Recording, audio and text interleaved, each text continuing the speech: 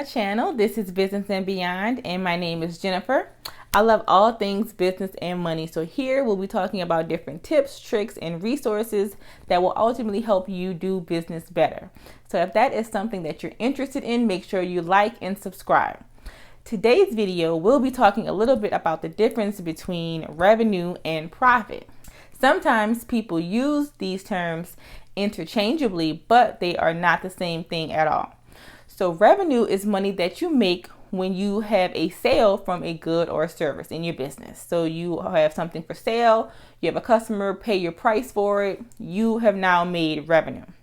Your profit is how much of that revenue is left over after you have paid your expenses. So revenue is how much money that you make, and profit is how much money that you keep. How much revenue you're making is not a good indicator of if your business is profitable or not, because you could be making a lot of money in your business, but if your expenses are higher than your revenue, then your profit can still be zero very, very easily. So you don't want to be in that position. So the key to understanding the difference and understanding where your business falls as it relates to your profitability is understanding how much money you're spending in expenses and staying organized as far as like tracking your expenses and making sure you understand where your money is going.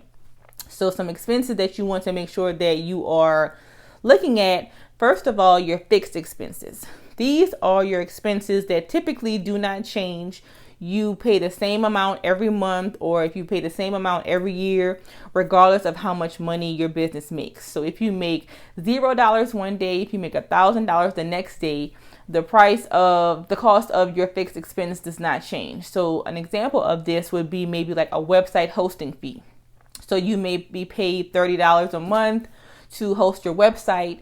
That $30 doesn't change based on how much sales you're making. If you make 0 sales or 100 sales, you're still paying $30 to host your website. So your fixed expenses is basically how much it costs to run your business at a basic level. So you want to look at these collectively and determine, okay, so even if my business makes 0 sales today, how much money am I spending in fixed expenses? And if those expenses are really, really high, you may want to look at where you can cut back, because you don't want to start in a deficit if your fixed expenses are just like really, really high. So the second thing you want to think about is your production costs. And these are things that these are costs that it costs for you to produce your service or your products. So let's say, for instance, you have a t-shirt line, and the t-shirt costs your customer $25. That's the price of the shirt. Well, how much does it actually cost you to get the shirt to the customer? So how much is the shirt? How much does it cost for you to have it printed? How much is your shipping? Maybe how much is your labeling? How much is your packaging? Like, how much is everything costing you to produce the shirt for $25 for the customer? So if the customer pays $25, but it actually costs you $24 to create and make and get the shirt to the customer, you only have $1 left over in profit, which is not very good. But in order to know how much you have left over, you have to know how much you're actually spending, because at that point, back to the t-shirt example, if your customer is paying $25 for the shirt and it costs you $24 to make the shirt, that means you either need to raise your prices because your production costs is right there at your price level, or you need to bring down your production costs and see where you can cut costs to make your profits a little higher. So in order to understand that, you actually have to know how much you're spending, which is why it's super important to make sure your finances are organized and you're tracking this in some sort of way. If you don't know how to track it or which you should use to track it, or the best way if possible, there are a couple of different ways that you can do it. You can use an accounting system, maybe like a bookkeeping system. I know that if you aren't like familiar with accounting or bookkeeping, sometimes it can seem a little bit intimidating. It might seem a little bit overwhelming, but you should use something to keep track of your expenses. So as it relates to bookkeeping systems, there are a lot of systems out there that are very, very user friendly. They are automated, so you can hook them up directly to your bank, and it automatically pulls your transactions into the system, which makes it super easy for you.